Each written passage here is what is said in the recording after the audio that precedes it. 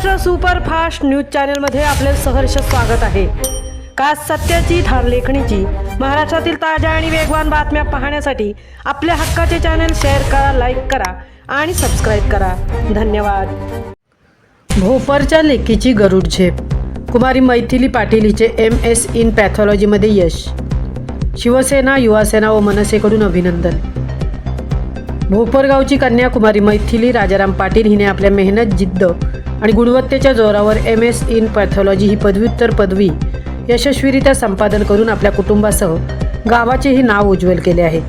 तिच्या या उल्लेखनीय यशाबद्दल शिवसेना, युवासेना व महाराष्ट्र नवनिर्माण सेना शाखेच्या वतीने तिचे अभिनंदन करून पुढील उज्ज्वल वाटचालीसाठी शुभेच्छा देण्यात आल्या।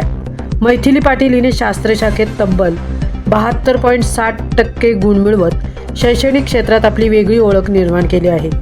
वैद्यकीय क्षेत्रातील उच्च शिक्षण पूर्ण करून तिने मिळवलेले हे यश भोपर गावातील तरुण तरुणींसाठी प्रेरणादायी ठरत आहे।